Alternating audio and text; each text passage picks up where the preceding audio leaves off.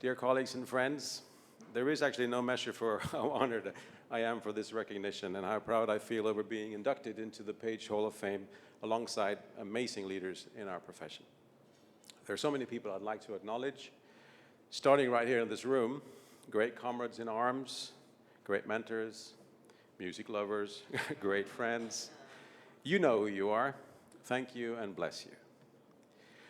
Our careers are our lives which we hope to live with a certain focus, hopefully also learning as we go.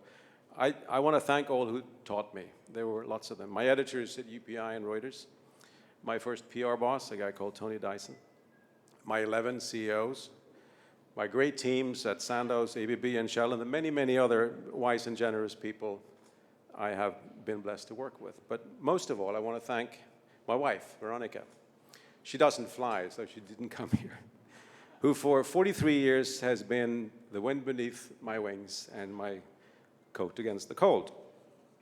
With an understanding smile, she's seen me switch country, working languages, and even professions. Supportive, but never too impressed. As wives should be, I think.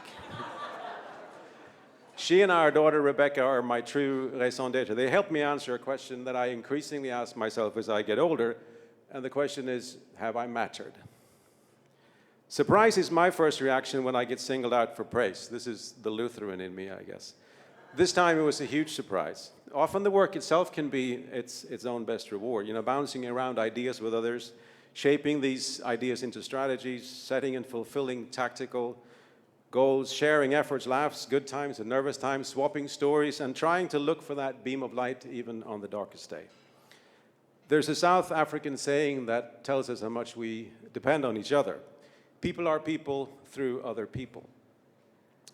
My ambition has been to help organizations and leaders to know themselves and tell their stories and to be honest and responsible so as to deserve the public's trust and to matter. It is a mentor's approach, Gary, I guess. Using our PAGE principles as a gauge, I'm pretty sure I share this ambition with the Hall of Famers who have stood up here before me, no doubt as deeply touched as I am at this moment.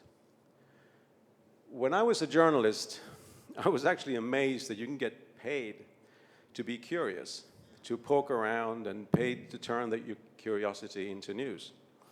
As a PR practitioner, there was always this little fear lurking in the back of my mind that someone would one day come up and say, sorry, Björn, game's up. Common sense with an attitude is no longer needed around here. And yet, here we are, right? Tonight, I will talk a little bit about what journalism has meant to me and what the work we do as heads of communications, a little bit about what I have learned. When we get it right, I think CCOs can help unlock a lot of value. Especially so, and this has sort of been what we've been talking about for the last couple of days, when we get enterprise leaders to understand and act on the role of business in society. Some of you have heard me reflect on this before, but I would be a poor communicator if I changed beliefs and pet peeves purely for the sake of variety. Groucho Marx, that wonderful Marxist, famously said, "These are my principles. If you don't like them, I have others." I don't have others. This is kind of it, okay? I won't offer a theory of everything, but it may possibly be a first line of an incomplete theory of nearly everything. I look at the CCO's role through the lens of business in society and through what I call societal intelligence, or SQ. I think it's topical. Just look at what we've been talking about. And also, Fortune magazine has just published its first Change the World ranking. Not a ranking of goodness, but as they say, an attempt to shine a spotlight on instances where companies are doing good as part of their profit-making strategy. So I came to communications via journalism. As an international news agency correspondent, I wrote for the world from where I happened to be. This totally shaped my outlook. So I describe myself sometimes as a self-taught contemporary anthropologist. I try to understand patterns of behavior of people and groups and to see the connections to societal circumstances, to cultures, belief systems, and values. This has been a helpful approach in a world today characterized by two strong forces: globalization, which has ceded a lot of political terrain to global companies and unleashed economic forces that create huge new challenges like inequality, and tribalization, which means that people and groups form strong bonds around and act on religious beliefs, cultural identities, and political convictions. To navigate these cross-currents, we should reflect on the words of former UN Secretary General Kofi Annan when he launched the UN Global Compact. He said this in Davos in front of an audience of CEOs. If we cannot make globalization work for everyone, in the end, it will work for no one. So I chose journalism early on, a job where nobody expects you to know very much, except how to get stories and to kind of understandably make sense of what's going on. I freelanced first on a national paper in Stockholm while I was a student of political science. From 1972, when I moved to Switzerland to get married, I knew that, she didn't. I had a 5-year detour and actually became a Swiss primary school teacher. But in 1977, I began a great 12-year learning run, first with United Press International as a Nordic staff correspondent back in Stockholm, and I had 6 fabulous years with UPI in the Nordics, in Germany, and in Spain, and then another 6 really good years with Reuters, first in Mexico, and then as news editor for Latin America and the Caribbean, and finally as chief correspondent in Germany, which in those days was still divided into East Germany and West Germany. I reported on general news, the classical trio of wars, coups, and earthquakes, as well as on politics and human interest stories. I covered sports, including 3 Summer Olympics and 2 Soccer World Cups, but I never actually wrote about business, except in a political context. I spent periods as a roving reporter in Cold War Eastern Europe, and I had my first war in Lebanon in 1978, during 6 exciting weeks as a fill-in at the UPI bureau in Beirut. The only thing that worried me when I was there was that I was never scared. When things were rough, I would go back to my hotel room at the end of the day, put a blues tape in G into my Walkman with its external speakers, and play along on the harmonica for a few tunes. It was my meditation, and also cut down on the barbell. Over the 12 years, I learned to be sensitive to cultural context. You certainly shouldn't do what one UPI radio desker in the Midwest did in the 1970s. He was fired after UPI's client radio stations were inundated with protests. His Easter holiday roundup, he had begun with the words, "Millions of Christians around the world today celebrated the alleged resurrection of Jesus Christ."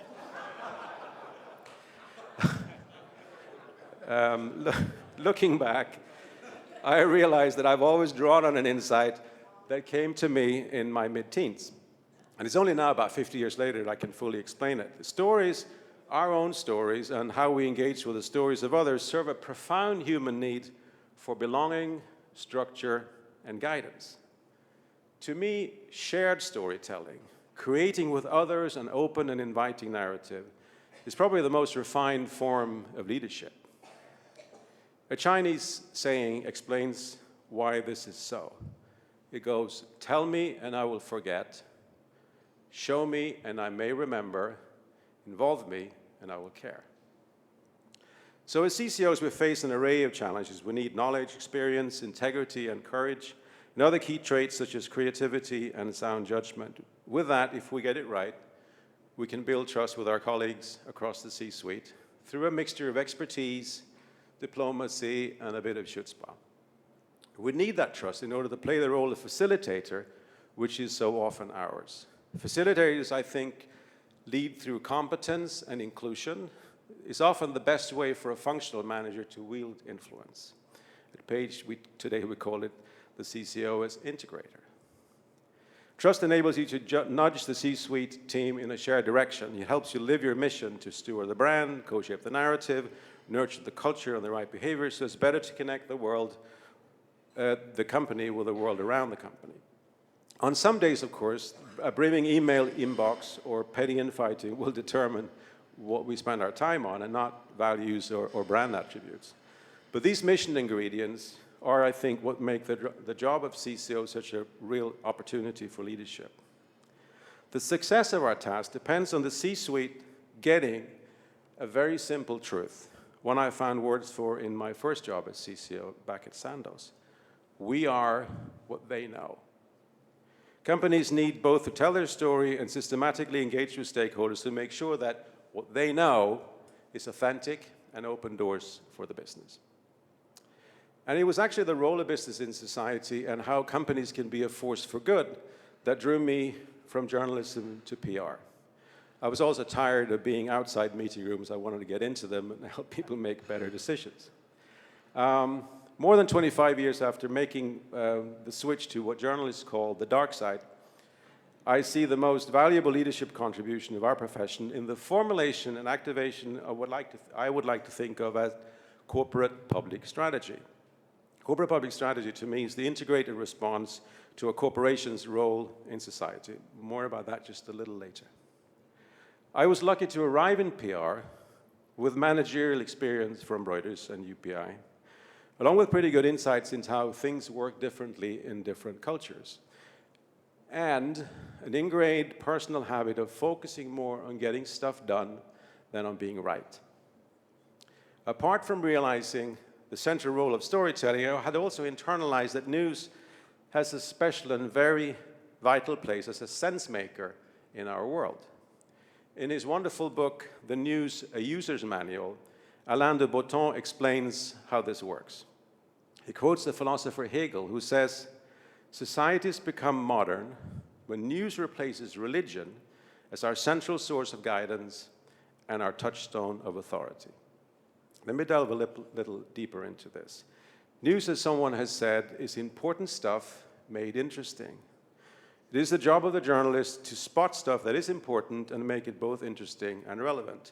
So if the job of journalism is to make important stuff interesting, it must be the job of public relations to make stuff so interesting it becomes important. Think about it. Where does that put us in terms of providing guidance and touchstones of authority? Smack at the center, I would suggest. Today, news reporting, analysis, and debate are being overtaken by content, sharing, and conversation. To me, this is more than just old wine in new bottles. I think we have a problem.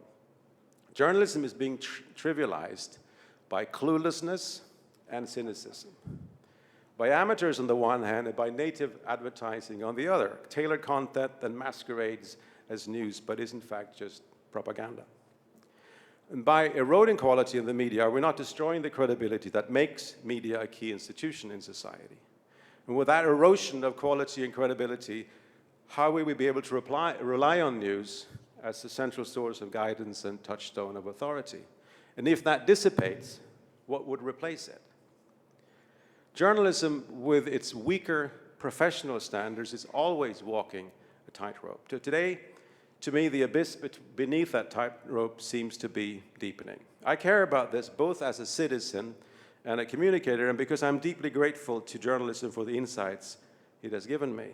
How the world turns, how power works, how disputes arise and play out in groups and societies. It was journalism that taught me how to work, both alone and in teams. And as someone who from the age of 8 grew up without a father and spent formative years living with relatives, I pretty much had to figure out for myself what is right and wrong. Journalism and its ethics gave me a backbone and a confidence, a professional and a personal compass that I might otherwise not have found. And the reporter's ethos of accuracy, objectivity, and distance proved invaluable to me in large global firms with their pressures and politics, big egos, and external and internal tensions. Which brings me back to the role of business in society. Why is this important? It is important, and we've talked about it here already, because when business gets it right, our contributions are plentiful. We employ people, we help nations grow business skills, we pay taxes and contribute to local economies, we train people, we share technologies and know-how, we look after resources when things go right, and the environment, we treat employees and communities with respect. We try to set examples in competitiveness and performance, in decency and in fairness. Good companies tick like Unilever, that we've heard about, which dropped quarterly reporting and is changing its business focus to sustainable living, how they and their customers and business partners can produce and consume sustainably. So how do we change businesses that are still caught between the rock of shareholder value and the hard place of short-termism, so that they can better understand and act on their role in society? A lot of it will depend on leadership. As Henry Kissinger said, it is the role of the leader to remove ambiguity. And apart from the clarity that Kissinger advocates, to realize a company's societal potential, I believe its leaders need three forms of intelligence: business smarts and a good IQ, a superior EQ, emotional intelligence, but also what I would call a well-developed SQ, societal intelligence, that lets them fully explore the company's purpose and role in society. SQ is, that I see it, the ability to see and act on a company's challenges and opportunities in a broader political, economic, social, and cultural context. It means thinking outside in and understanding stakeholder needs. It means understanding what drives and shapes opinion. It's an attempt, I think, the way I preach it, to help leaders grasp and grapple with the new growing demands for engagement in a fragmented, fast, and very volatile world. My friend John Morrison, the executive director at the Institute for Human Rights and Business, says in his great book, The Social License, that for companies to earn their social license to operate, they must first understand the pre-existing social contract. There's a great need here and a great opportunity for us as PAGE members to deepen the debate on how businesses can create societal value and to work across the C-suite, as we're doing, to embed evolving new thinking into culture, structure, and process.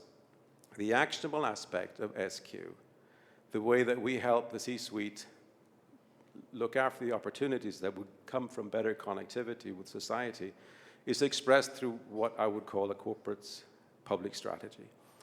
To me, that's the key job of the CCO, corporate public strategy.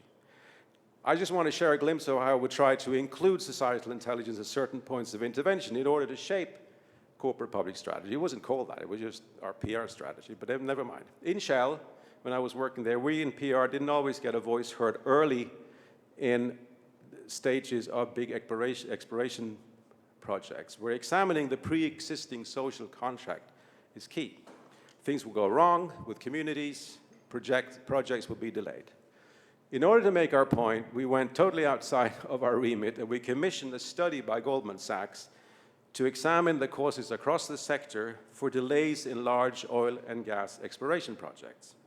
It told us clearly that non-technical risk, the sentiments and actions of people and groups opposed to a project, was the biggest cause of delay, and that we, as Shell, in that year, had left more than $6 billion in unrealized profits on the table in that year alone because of project delays caused by our failure to connect with the communities around our projects. It clearly signaled to me that understanding what petroleum engineers understand, Mother Nature, so physics, geology, chemistry, and biology, wasn't enough. We also needed to understand human nature, anthropology, sociology, and psychology, when we approached new projects. All that messy political, cultural, and social stuff that petroleum engineers so charmingly also call above-ground risk. I knew I couldn't go to a meeting of the EC, of the Executive Committee, and present the study. They would have eaten me alive. So I sat down with each member and took a totally different tack. We talked about Harry Potter, okay? I said, we're the wizards. But the outside world is run by the muggles, the ordinary people. And tough shit, there is no platform 9 3/4 which connects our world with the real world. We are the aliens in the real world, and guess what? We have to play by muggles' rules. Anyway, it worked, you know. Briefly, 3 more examples. For more, you'll have to wait for my book, and that could be a very long wait. At ABB, at certain crucial change points, I actually commissioned and ran external photography competitions to lay out a mosaic of the change going on around us. We produced coffee table books and calendars and client gifts and retirement gifts and so on, and online exhibits. The first was called The World Around ABB, when we started to grapple with globalization back in '99. The next one was called What is Knowledge?, when we had a CEO who talked about the knowledge company and our transition to what was then called industrial IT, which today is called the Internet of Things.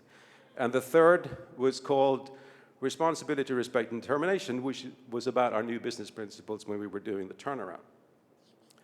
The second and third examples are about how you can live your passions as a CCO. So, as Gary mentioned, I've been a business and human rights activist for the last 15 years and helped found two institutions with some impact, the Business Leaders Initiative on Human Rights and the Institute for Human Rights in Business.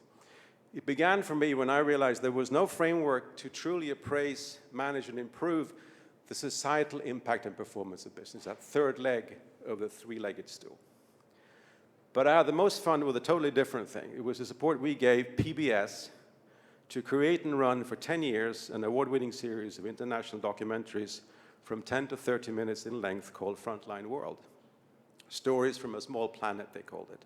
It was their response to my suggestion that they cover aspects of globalization.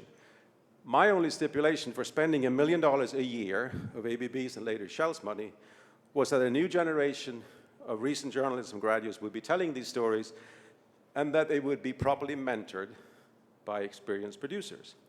Orville Schell, who is our keynote speaker on China tomorrow, who was a midwife in this project in his then capacity as Dean of the Graduate School of Journalism at Berkeley. And David Fanning, who's the executive producer of Frontline at the PBS station in Boston, who was chief conductor of the whole thing. We became great friends. Frontline World reached millions of viewers each week. It was the first journalistic enterprise to gather hundreds of videos online, reaching tens of thousands of new viewers. It also trained a new generation of young video journalists, many of whom were later recruited by newspapers like the New York Times to help them make the transition into the new digital world. Because of the work we had done to try to connect with society around us and to educate the C-suite, and these initiatives didn't feel alien to the C-suite colleagues, neither in ABB nor in Shell.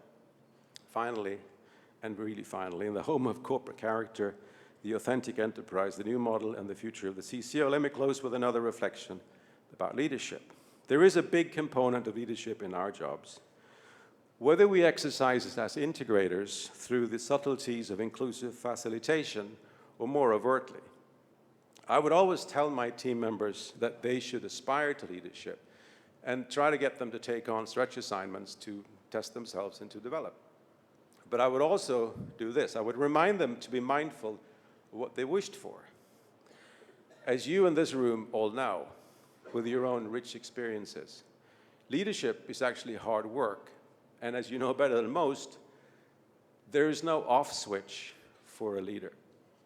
And once a company begins to open up, engage and apply societal intelligence in order to build unusual alliances and perhaps create and shared value, it cannot retreat back into the shadows or hide behind that tired old mantra of the business of business is business.